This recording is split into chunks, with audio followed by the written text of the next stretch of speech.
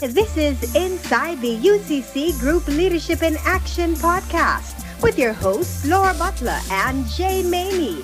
This podcast will share groundbreaking initiatives by the university and speak with leading educators, business leaders, and entrepreneurs that are paving the way for growth, transformation, and success.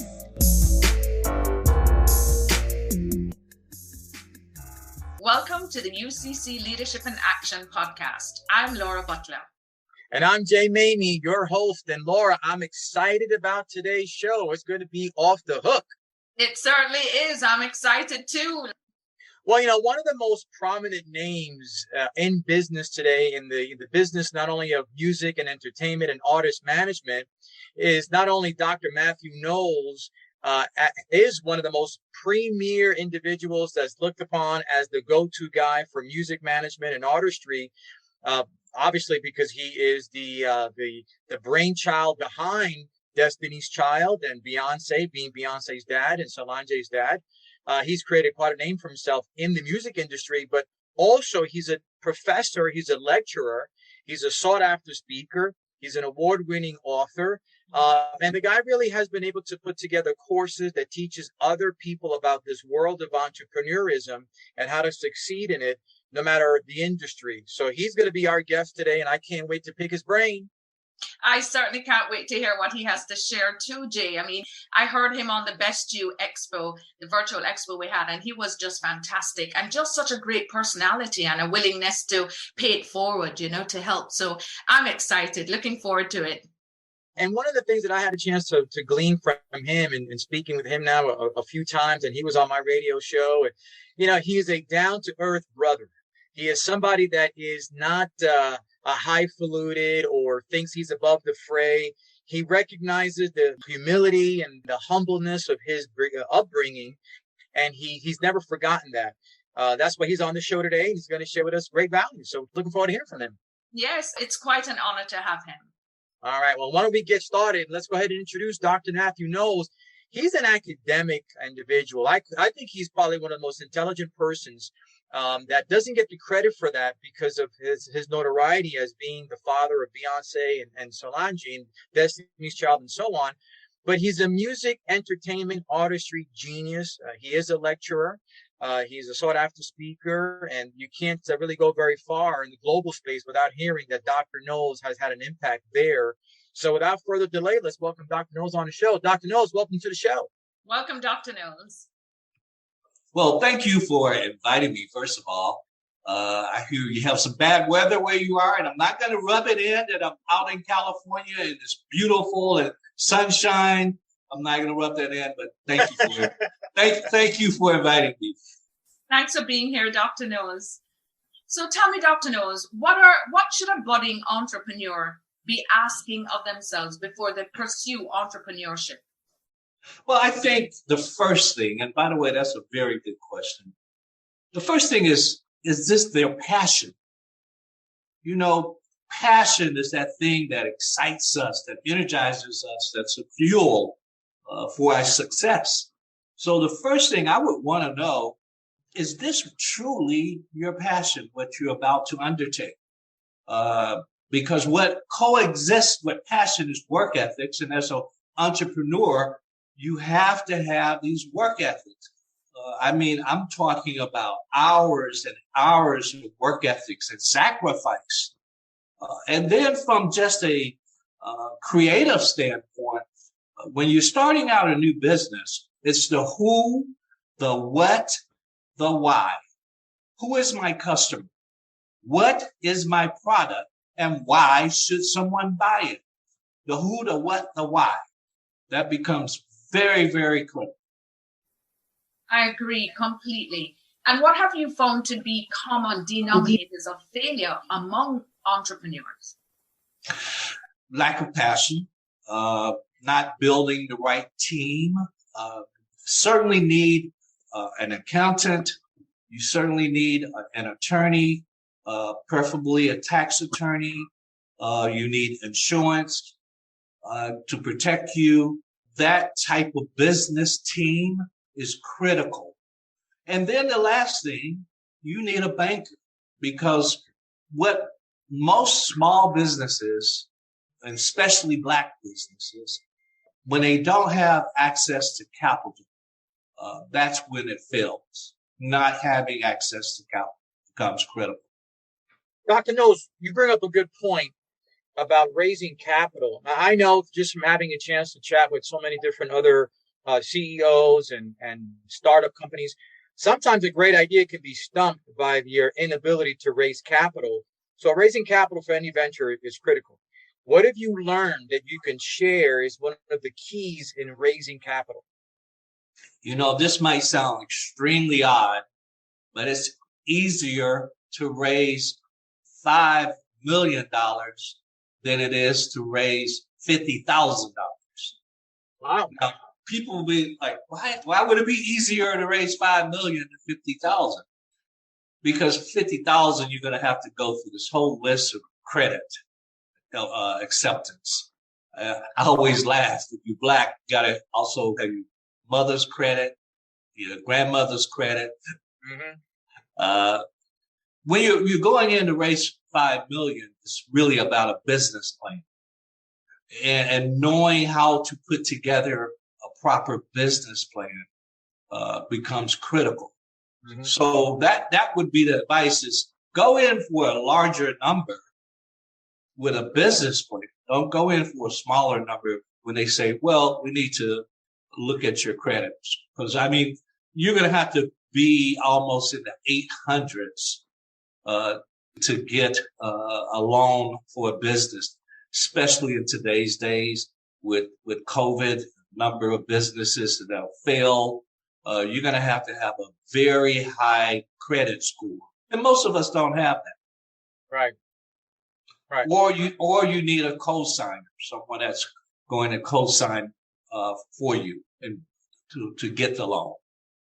Yeah, one of the things that I've learned from having a chance to speak with so many that have already arrived is they were able to early on learn what they needed to do to position their success as an entrepreneur. So in light of that, what would you say in your experience and your knowledge are the critical resources and those key components that every budding entrepreneur or startup should establish early on? Really good question. I worked at Xerox Corporation, as you know, for 10 years, and then went on to Philips and Johnson & Johnson. Those skills for me were transferable in everything I did after what I learned at Xerox. And that's meeting customers' expectations 100% of the time, meeting their expectation. The other thing that I learned is audience equals sales. Very simple concept.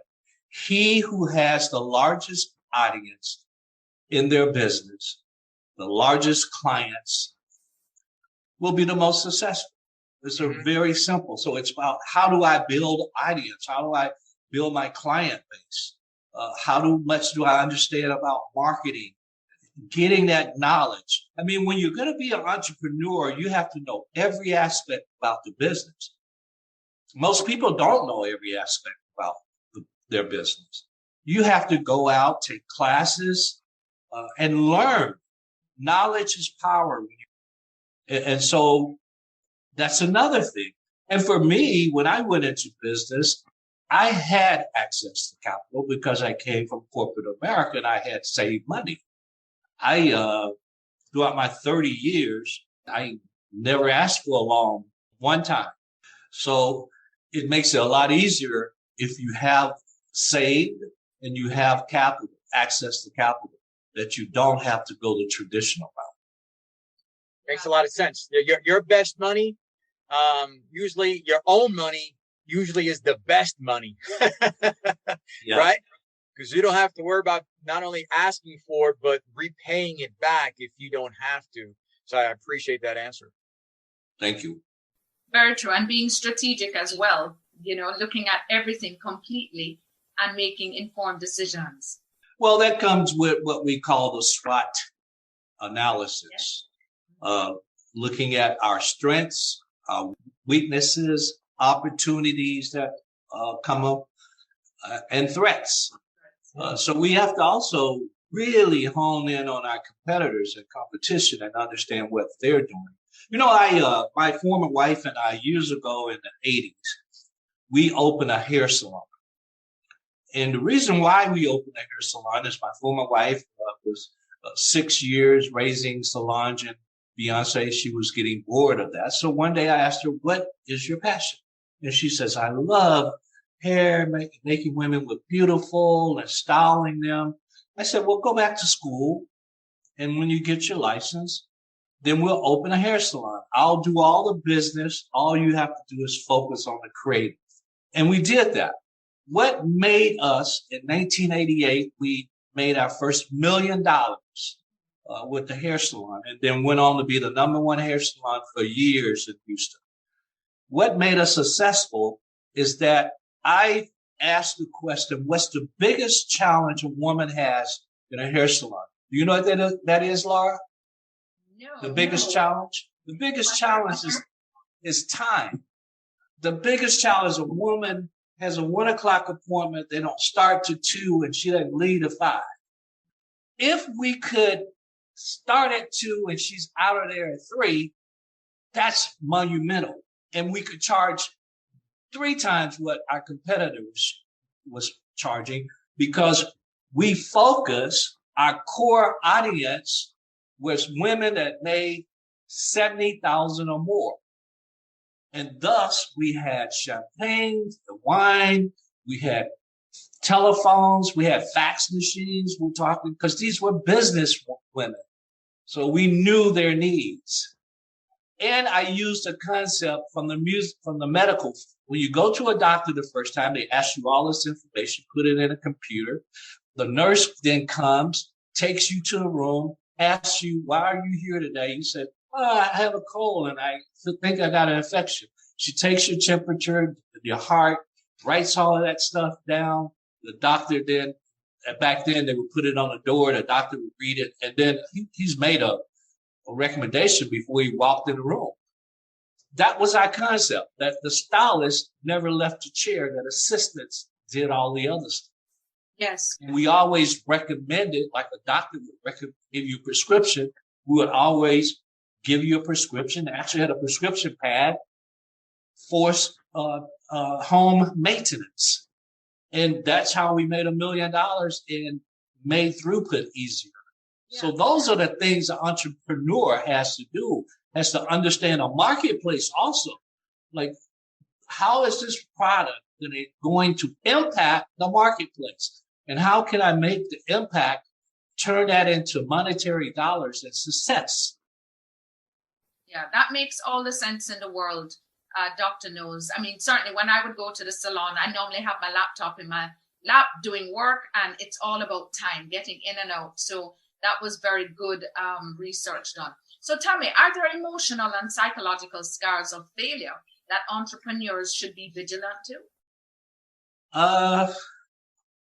I'm hesitating on that because I haven't had failure as an entrepreneur.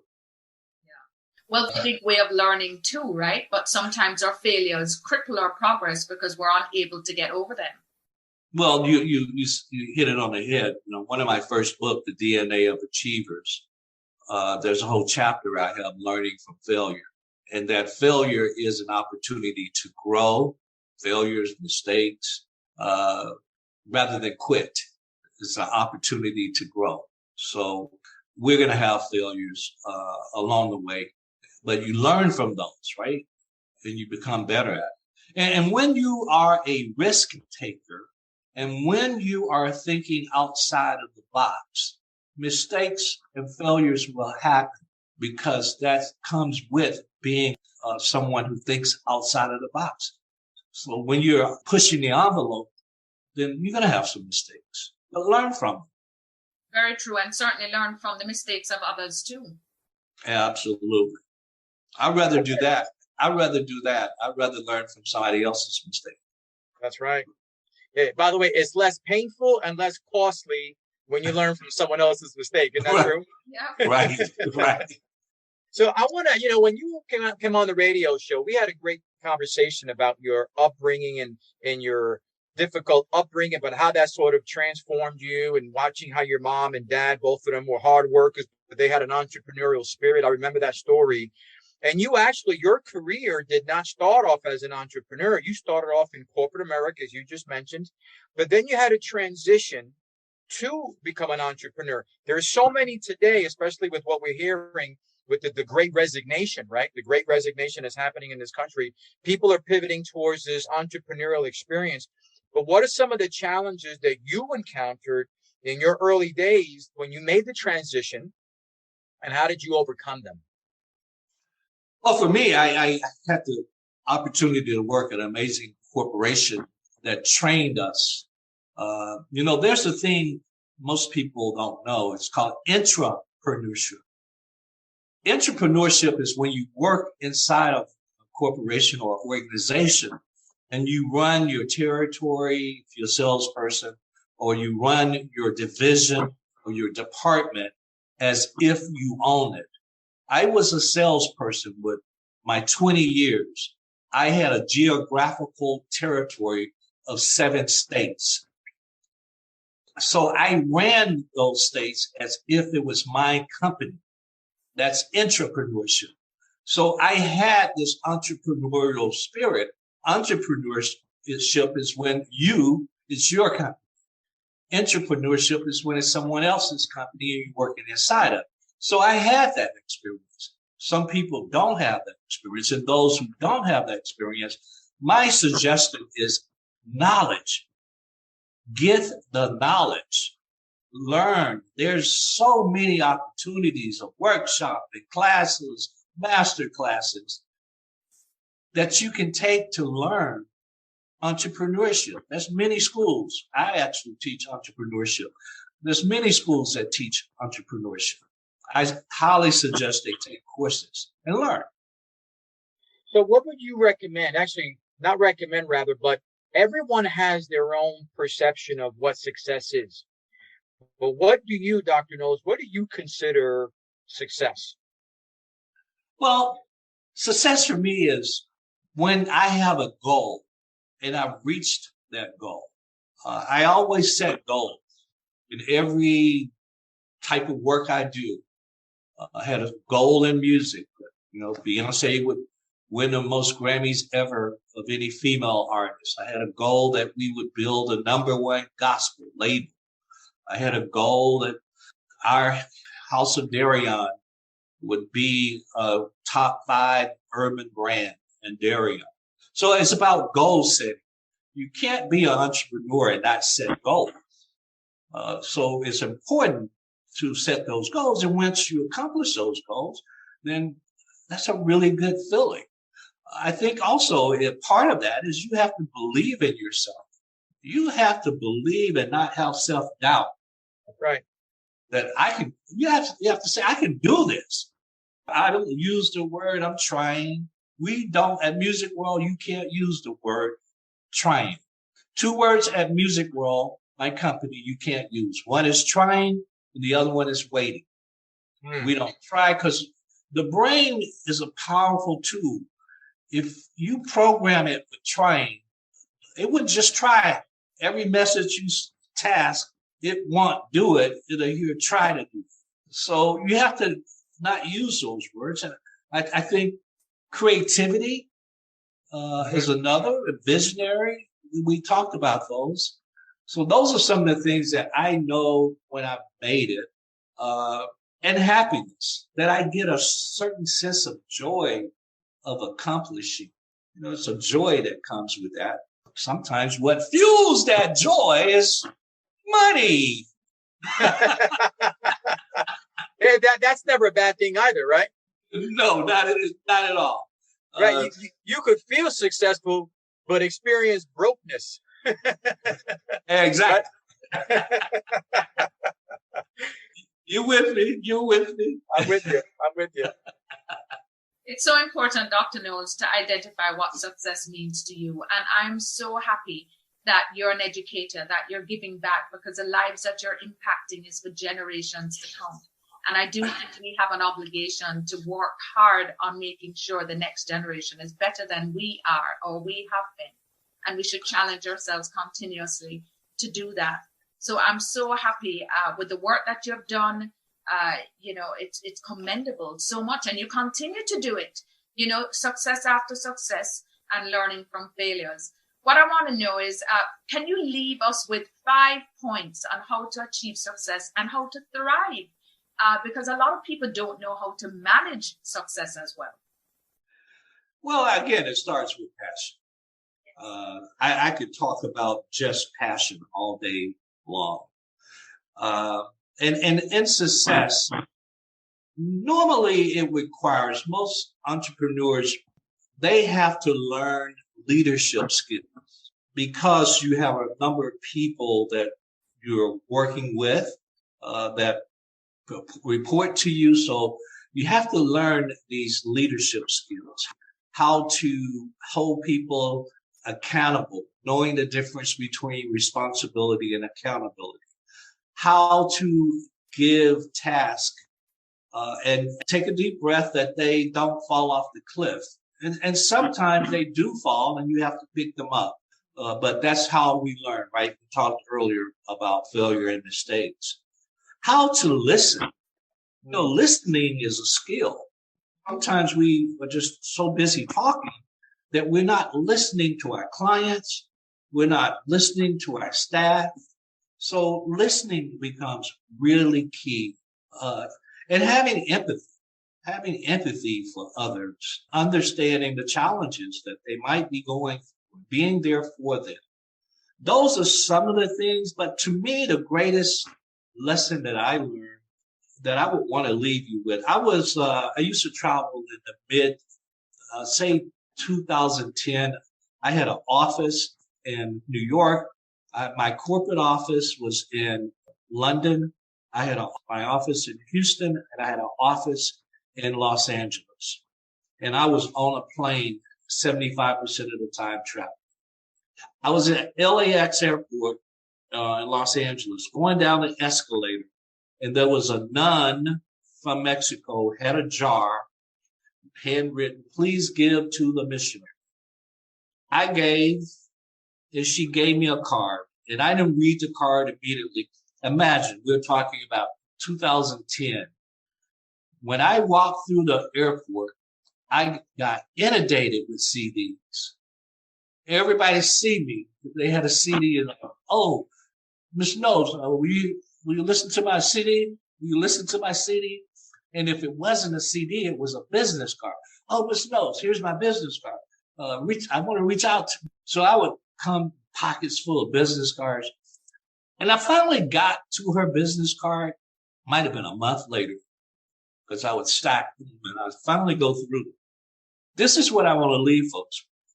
It said on the back of that card, "Pray not for a life free from trouble. Pray for triumph over trouble." For what you and I call adversity, the universe, God, Allah, whoever, calls opportunity. For what you and I call adversity, God, universe, Allah calls opportunity.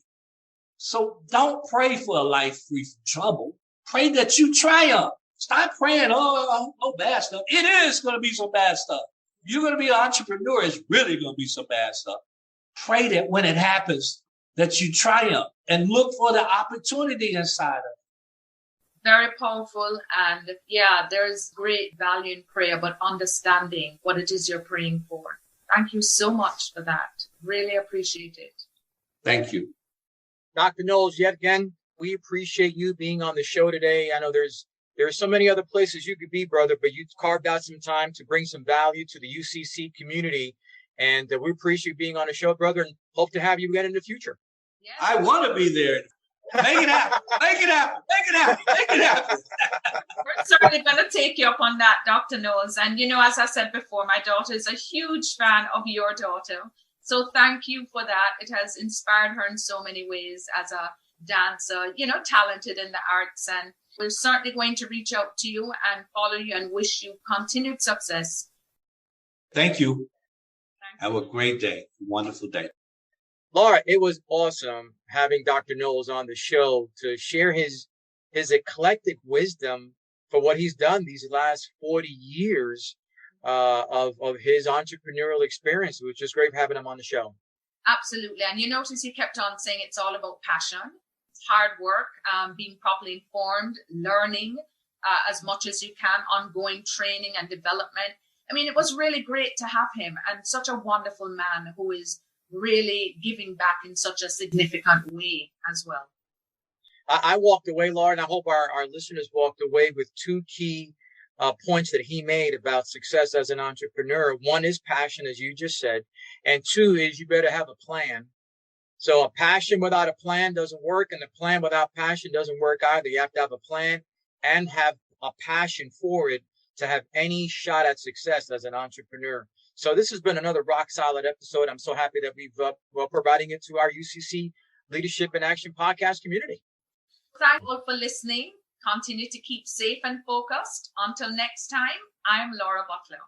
And this is Jay Maney. And don't forget, this podcast can be heard on all the major podcast platforms: iHeart, Apple Podcasts, Deezer, Spotify, and of course, the website here that allows for the podcast to be heard at the UCC website. Many ways to find us and track us down. We'll see you next time.